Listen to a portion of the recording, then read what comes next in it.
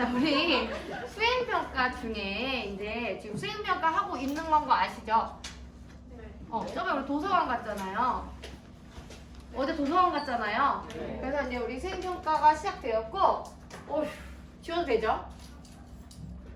안 돼? 미안, 지울게. 뭐야? 우리 수행평가 일정 한 번 더 안내 드리도록 할게요. 자, 우리 어제는 1차 시로 도서관에서 책을 읽고 시를 필사했죠? 자, 그래서 필사를 했고요. 2차 시가 지금입니다. 지금 시 쓰기에 대해서 우리랑 이야기할 거예요. 어떻게 시를 써야 잘 쓸 수 있는지. 자, 그리고 3차 시 우리 반 같은 경우는 다음 주 화요일이에요. 1반 같은 경우는 다음 주 화요일이고, 이 영상을 보는 몇 반일지 모르는 친구들은 대부분 월요일일 거예요. 3차 시에는 자신의 경험을 수필로 쓸 거예요. 자, 그래서 4차 시에는 이 수필 내용을 바탕으로 시를 창작합니다. 자, 그런데 지금 우리 오늘 금요일이죠. 그래서 이 사이에 주말이 있어서 여러분이 조금 다른 수행평가도 많겠지만 좀 생각해볼 여지가 있었으면 좋겠다고 생각을 합니다. 그래서 자신의 경험을 수필로 작성한 다음에 그걸 시로 창작하는 것까지 주말 동안 조금 고민을 하셨으면 좋겠는데, 근데 시를 창작하면 사실은 집에서 써오면 되게 짧잖아요. 그리고 좀 공정하지 않다고 생각을 한 게 1교시랑 7교시까지 이제 조건이 당연히 있을 거 아니에요. 시를 쓸 때. 그 조건을 똑같이 맞추면 1교시부터 7교시까지, 특히나 우리 반 같은 경우는 하루 늦게 본단 말이야. 1교시 문학예가 월요일에 문학이 없어서. 그래서 3개의 조건을 당일에 정할 거예요. 당일에 정해서 각각 다르게 이렇게 하려고 하는데, 3개의 조건이라고 한다면 운율이랑 그리고 표현 방법이랑 심상에 대해서 그날 정할 겁니다. 심상 중에 어떤 심상이 꼭 들어가야 된다. 표현 중에 어떤 표현 방법이 꼭 들어가야 된다. 이거는 그날 조건을 정할 거고요. 운율은요, 정해주지 않고 여러분이 그냥 운율이 형성할 수 있는 그 어떤 방법이든 사용하시면 돼요. 여러 가지 배웠잖아요, 그렇죠? 그런 다음에 이제 여러분이 시를 창작하시고 그 아래에다가 나는 운율 형성을 위해 어떤 방법을 썼어요. 저는 그 표현법 어디에 썼어요. 저는 그 심상 여기 썼어요 라고 적어두는 란이 있어요. 거기를 하면 이제 선생님이 그걸 보고 채점을 하는 거죠. 그래서 이렇게 되면 사실 감점 요소가 굉장히 없습니다. 여기까지가 이제 우리의 수행평가이고, 이제 이 이후에 이 시 창작한 내용을 가지고 수행평가는 아니고 원하는 사람만 시화전에 참여할 수가 있습니다. 그래서 여러분한테 이렇게 도톰한 종이를 원하시는 분에 한해 드리면 거기다 예쁜 그림을 그려서 시화 여러분이 작성하신 시를 쓰신 다음에 이제 제출을 하시면 이제 뭐 도서관이나 학교 각지에 전시가 되겠죠. 상품이 입력합니다. 그리고 이제 여러분 잘 쓰신 작품 같은 경우는 이제 제가 생기부로 쓰겠죠. 이제는 수상이 없어가지고 이런 활동에 참여하는 게 사실은 이제 그 문학 수업에 더 깊이 참여했다 이렇게 보이는 거니까 요거는 선택이라는 거. 그래서 많이 참여 부탁드릴게요. 자, 그래서 우리는 지금 2차 시에 와 있다라는 걸 알고 선생님이 방금 나눠드린 그 비포 사이드 학습지를 1면부터 보도록 할게요. 자, 이제 1면부터 보시면 이제 여러분이 좋은 시를 쓰실 때 어떤 부분을 염두에 둬야 할지, 그리고 시를 시작하는 게 되게 어려워. 어떤 마음으로 시작해야 할지 이제 이거에 대해서 우리가 이야기를 좀 해보도록 할게요. 자, 어떻게 하면 글을 잘 쓸 수 있을까? 박성우 시인이자 우석대 교수님이 쓰신 글입니다. 첫째, 구체적으로 글을 써야 한다 라고 되어 있어요. 자, 여러분 요 시 한 번만 볼게요. 화면 좀 TV 쪽으로 해주세요. 혜연이나 현지나 아무나 해주세요. 다 보여? 조금 잘려요. 조금 뒤로 가면 보이죠? 고마워요. 여러분 이런 시가 있어요. 엄마 조제도 어제 얘기했죠. 초딩 땐 엄마가 없으면 불안했는데 중딩이 되는 엄마가 옆에 있으면 불안하다. 한국지 여러분 시예요. 시 사실 별거 없습니다. 그런데 우리가 이렇게도 그냥 내 마음만 써도 시라고 할 수 있는데, 우리가 이제 시 쓰는 걸 배우는 거는 조금 더 좋은 시, 조금 더 나은 시를 쓰기 위해서인 거죠. 자, 그래서 다시 학습지로 가보도록 할게요. 첫째, 구체적으로 글을 써야 한다라고 되어 있는 것 내용 볼게요. 좋은 시냐 좋은 글을 읽다 보면 눈앞에 그림이 그려지는 것처럼 선명하게 느껴진다. 바로 내 앞에서 어떤 신나는 일이나 감동적인 일들이 진행되고 있는 것처럼 느껴지는 착각에 빠지게 된다고 합니다. 그래서 예를 들어서 우정이라는 주제로 한번 글을 써볼게요. 자, 여러분 구체적으로 쓴 경우 우정, 박성우 작가님 이렇게 써있죠? 요거 이제 우리 한번 누가 낭송해 줄 거냐면 우정. 그쵸, 우정하면 이제 이 친구를 빼놓고 얘기할 수가 없죠? 김민성 씨. 친구의 건강을 위해 초콜릿을 대신 먹어주는 우리 민성이가 이제 우정이라는 시에 대해서 한번 낭송을 해볼게요. 라면을 내봉지나 먹은 우리는 거실 소파에 앉아 배를 고쳤다. 그러다가 정신으로 아침 혈장이 있는 아빠의 테니스 라켓을 꺼내들었다. 라켓으로 각서부 흉내를 내는 찰나 거실 장등이 와장창 깨졌다. 원래 나는 테니스 라켓을 뺏어들었다. 설거지를 하고 방으로 들어갔던 엄마가 놀라서 뛰쳐나왔다. 어쩔 라켓을 뺏긴 중이가 어린 뻥뻥한 눈으로 나를 쳐다봤다. 네, 굉장히 구체적이죠. 라면을 4봉지나 먹었대요. 뭔가 되게 딱 눈에 그려지지 않습니까? 어떤 남학생 2명이 라면을 2봉지씩 먹고 민성이랑 민재였으면 민성이가 4봉지 다 먹었겠지? 다 먹고 이제 소파에 누워가지고 있다가 이제 뭔가 친구가 사고를 치니까 자기가 대신 그 사고를 쳐준 것처럼 이렇게 이야기하고 있는 그런 시였어요. 그래서 굉장히 우리에게 좀 유쾌하기도 하고 그 모습이 그려지기도 하는 잘 쓴 시였습니다. 자, 그런데 우정이라는 주제를 추상적으로 쓴 경우는 친구. 기쁠 때도 슬플 때도 너는 항상 내 옆에 있었지. 내가 기쁠 때는 나와 함께 웃어주고 내가 지칠 때는 내 쉼터가 되어주는 너는 나의 친구. 굉장히 관념적이고 좋은 시긴 한데 그 앞에 있는 시보다 좀 기억에 덜 남게 되는 거죠. 자, 그래서 좋은 글은 구체적으로 쓰는 게 좋다. 그래서 두 번째 보겠습니다. 둘째, 상상력을 가지고 글을 써야 한다. 좋은 글은 상상의 세계로 가득 차 있대요. 우리의 상상력은 무한한 것이어서 뭐든 생각하다 보면 어렵지 않게 좋은 상상력을 얻을 수 있게 된대요.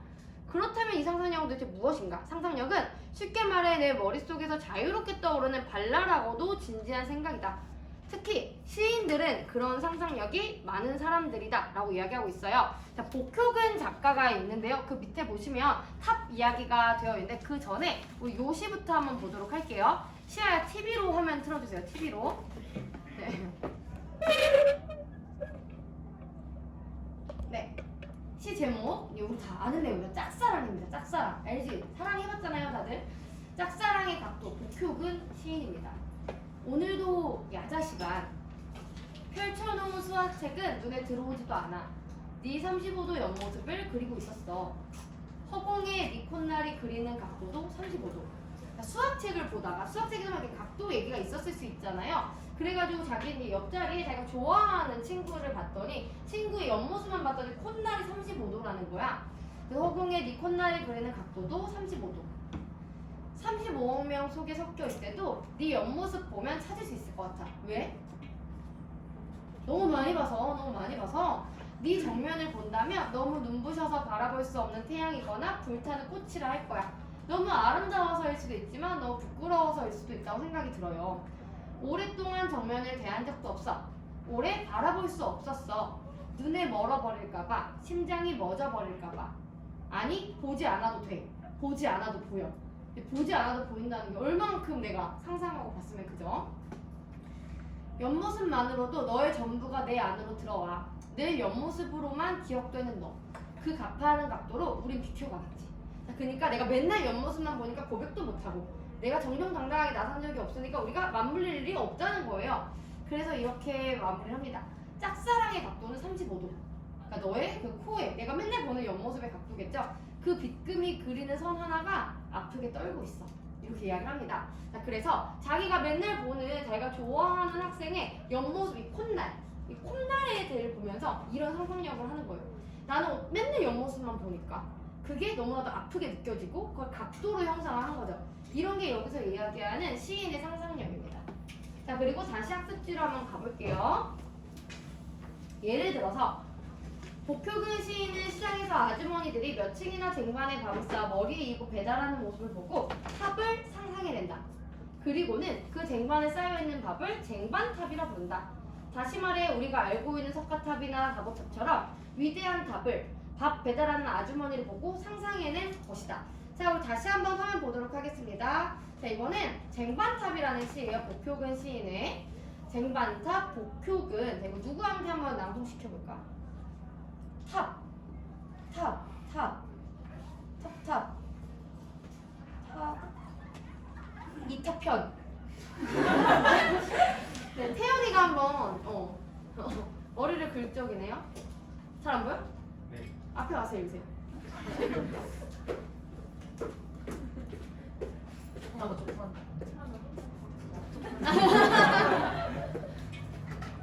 쟁반탑, 복효근. 탑이 춤추듯 걸어가네. 5층 탑이네. 좁은 시장 골목은 배달 나가는 김씨 아줌마 머리에 얹혀 쟁반이 탑을 이루었네. 아슬아슬 무너질 듯 양은 쟁반 맞아. 어깨석 아래 사리함 같은 스텐 그릇엔 하얀 밥알이 서로 담겨서 저 아니 석가탑이겠는가 다보탑이겠는가 한 층씩 헐어서 밥을 먹으면 밥 먹는 시장 사람들 부처 맞아요. 부처만 같아서 싸는 똥도 네? 맞아. 잘 있어. 싸는 똥도 향그런. 그렇지. 네, 이게 무슨 이야기냐면 잘 읽었어요. 우리 타편이 고마워. 그러니까 이제 시장에서 밥을 시키면 아주머니들이 이제 밥으로 탑을 쌓아가는 거야. 하필이면 내가 눈 높은 친구한테 부탁해가지고 미안. 자, 그런데 이제 그 탑을 가는데 그 밥을 탑으로 쌓아가지고 이제 막 머리에 이고 가는 그 아주머니 모습을 보고 마치 유명한 유적지에 있는 탑 같다고 생각한 거야. 누가? 시인이. 그게 바로 상상력이라는 거예요. 그 유명한 유적지에 있는 그 탑들은요, 다 누군가가 소원을 비는 굉장히 성스러운 거예요. 그 아주머니가 누군가의 밥을 이고 가는 그 모습을 신성하게 본 거예요. 그러니까 사실은 굉장히 소시민들이고 사실 그냥 사람 냄새나는 어떠한 장면인데 그거를 굉장히 신선하고 신성시하게 느껴서 여기서 이런 표현을 하는 거죠. 밥 먹는 시장 사람들 부처만 같아서 그 아주머니가 들고 가는 그 밥이 탑이니까 그걸 먹은 사람은 부처 같아진다는 거야. 그래서 모두가 그렇게 막 존중받아야 되고 굉장히 대단한 사람들이다. 그래서 싸는 똥도 향기가 난다. 이렇게 이야기를 하고 있는 겁니다. 이런 게 바로 시적인 상상력이다 라고 여러분 생각을 해주시면 될 것 같아요. 다시 학습지로 봅시다. 그 아주머니는 그 탑을 헐어서 시장 골목에서 일하는 할머니들의 배고픔을 해결해 주는 것이다. 정말이지 멋진 상상력이 아닐 수 없다. 또한 어떤 사물이나 자연현상 같은 것도 나만의 시선으로 쳐다봐야 한다. 보름달, 반달, 초승달, 별, 바다, 산 같은 것들을 나만의 눈으로 보고 그것을 가지고 내 마음대로 상상해봐야 한다. 이를테면 밤하늘의 보름달을 보고 있다고 치자. 그렇다면 아주 기초적인 상상력인 경우는 쟁반 같은 달을 떠올릴 것이야. 그쵸? 여러분 달을 보면서 되게 밝고 환하고 동그랗고 이런 걸 떠올리는데 그 밑에 있는 네모 안에 있는 보름달이라는 시 한번 보도록 할게요. 보름달, 엄마 사다리를 내려줘. 내가 빠진 우물은 너무 깊은 우물이야. 차고 깜깜한 이 우물바 세상으로 나가고 싶어 라고 이야기를 하면서 보름달이 떠있는데 그 보름달 안이 우물이라고 상상한 거예요. 원래는 그 어둠을 달이 비추고 있다고 생각하는 게 약간 일반적인데 지금 여기서의 시적 화자는 그 우물 안에 자기가 갇혀서 어둠인 밖으로 나가고 싶다고 이야기를 하고 있는 거야. 그래서 이렇게 새로운 상상력이 필요하다. 아까 전에 그 짝사랑도 내가 좋아하는 친구의 옆모습을 보고 나의 각도, 그 빗금이라고 생각하는 것처럼 여기서도 그런 상상력이 필요하다라는 겁니다. 셋째, 내가 경험한 것을 써야 한다. 글쓰기가 힘든 이유 중 하나는 내 얘기를 쓰면 쉽게 쓸 수 있는데 네 얘기를 바탕으로 쓰지 않기 때문에 글쓰기는 매우 힘들어질 수밖에 없다는 거래요. 그러니까 글쓰기 하면은 먼저 아주 예쁘고 근사한 것이니까 매우 위대한 어떤 생각을 담아내야만 한다는 착각이 있는데 그래서 여러분이 글쓰기는 짜증부터 나고 여러분 작년에 소설 쓰기 하실 때요. 지금도 얼굴이 소설이라는 얘기를 하자마자 굉장히 짜증나 보이거든? 그런데 그러지 않아도 된다는 거죠. 그래서 이제 이 3차시가 필요한 거예요. 스피를 쓰는 시간이 필요합니다. 그래서 선생님이 좀 추천을 하고 싶은 건 좀 강력한 경험이 좀 시로 쓰긴 좋은 것 같아요. 그냥 어느 정도의 보람, 막 어느 정도 행복감 이런 것보다 진짜 행복했던 걸 찰나의 순간들 있잖아요. 그걸 이렇게 사진으로 찍어서 보관하는 것처럼 시로 보관한다고 생각을 하시는 게 좋을 것 같아요. 그래서 사실 내가 봤을 때 가장 강렬한 경험은 창피한 경험이야. 가장 오래 가지 않습니까? 민성이 왜 이렇게 비웃죠? 너 내 창피한 경험 알아? 아 그래요? 발표 한번 해볼래요? 자 그래서 이제 그런 경험들을 여러분이 떠올리는 것이 좋다. 자 그래서 쭉 밑으로 내려가시다가 밑에서 네 번째 줄 어떤 주제가 주어진다고 해도 혼났었던 경험, 창피했던 경험, 부끄러웠던 경험, 신났었던 경험, 실수했던 경험 등을 떠올리다 보면 이보다 더 좋은 글쓰기 재료는 없다는 것을 알게 될 것이다. 하고 페이지를 넘어가시면 정말 여러분도 너무 쉽게 쓸 수 있을 정도 수준의 따뜻한 겨울이라는 시가 있습니다. 볼게요. 겨울바람이 차게 불던 어느 날 성큼 다가온 나의 생일 손발 꽁꽁 얹 채로 도착한 우리 집에서 먼 친구 집 음식을 준비하고 기다리는 시간이 게으르게 흘러가 점점 지쳐가고 기다리던 친구들의 연락 가뿐한 걸음으로 마중 나가니 캄캄한 어둠 속 경쾌한 노랫소리 예상치 못한 상황에 켜진 두는 약간 어떤 상황인지 알겠어요? 약간 깜짝 생일 파티 여러분 이런 거 되게 좋아하잖아요. 그런 상황을 얘기하는 거죠. 1년에 하루뿐이 소중한 날 생일이 지나기 전 마지막으로 친구들에게 전해보는 마음 너무 내가 좋았던 순간의 기억을 구체적으로 얘기하고 있는 거야. 내 경험이니까 할 수 있는 얘기죠. 따뜻한 생일을 선물해줘서 고마워 라고 이야기를 하고 있습니다. 근데 내가 봤을 때 우리 여러분들은 이것보다 좀 잘 쓸 수 있을 것 같아요. 상상력을 더해서. 그래서 선생님이 또 아는 시 중에 요거 한번 보도록 할게요. 똑같이 복효근 작가의 작품인데요. 좀 마음이 아픈 시입니다. 자, 시 제목은 나 하나 때문에 나 하나 때문에 깨어보니 아빠는 벌써 나가시고 엄마는 또 눈이 빨갛다. 그러니까 일어났는데 분위기가 너무 안 좋은 거야. 엄마는 우신 것 같고 아빠는 원래 나갈 시간이 아닌데 막 나가신 거예요. 나 때문일 것 같다. 내 학원비 때문에, 내 성적 때문에 내가 태어나지 말았어야 했는데 사라져버리고 싶다. 뭐 이런 생각 선생님은 좀 해본 적 있거든요. 그런데 이제 이런 생각을 하다가도 이제 이런 생각을 우리 모두가 사실 어릴 때 조금씩 해보지 않습니까? 그런데 이제 이거를 극복해내는 이 화자의 시선이 굉장히 특별해요.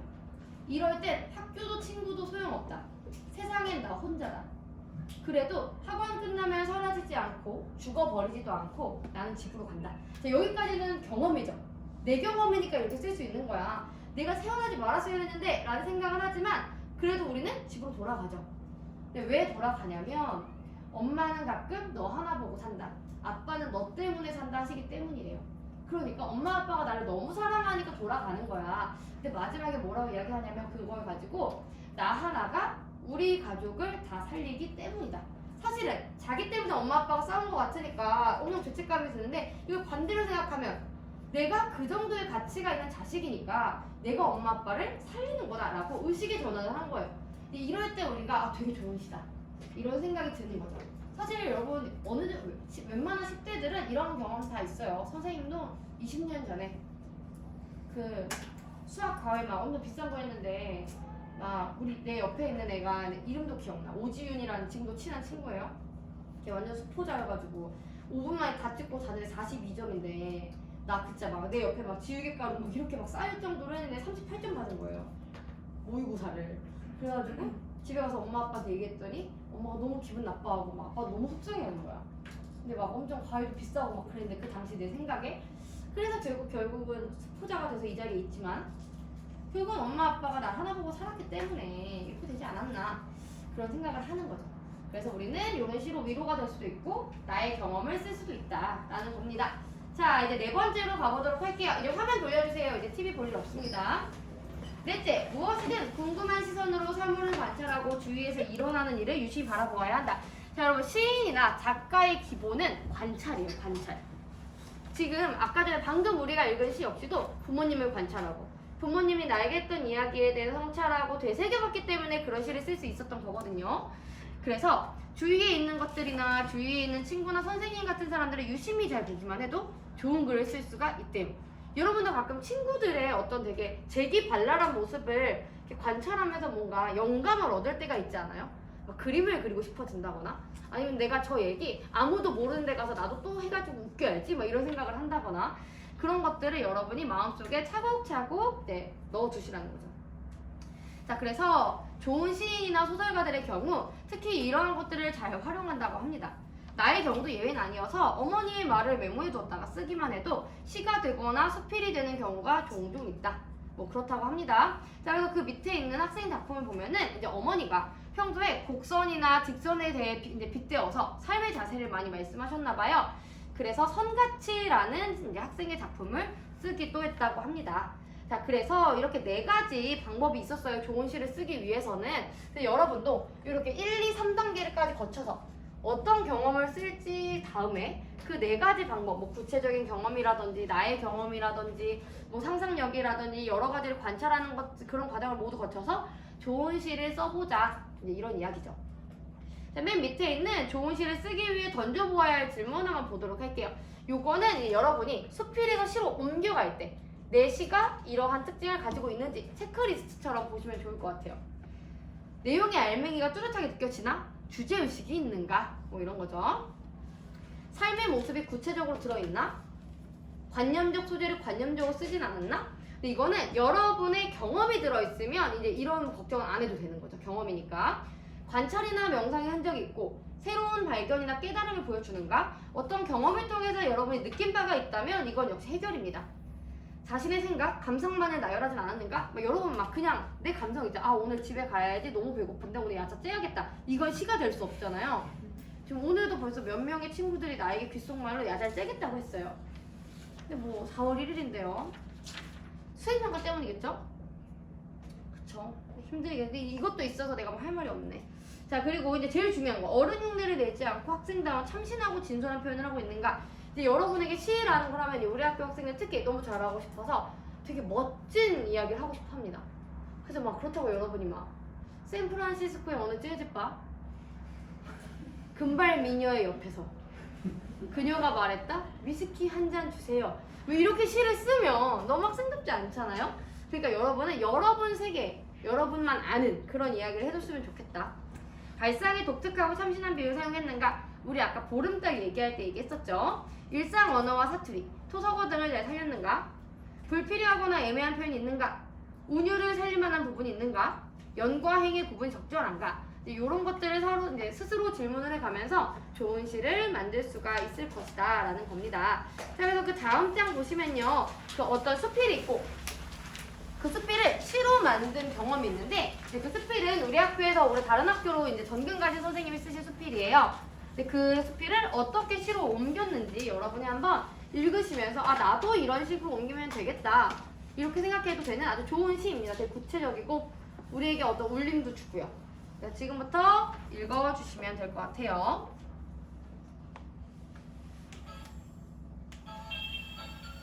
약간 화면 의식하고 있어. 근데 소리가 나네.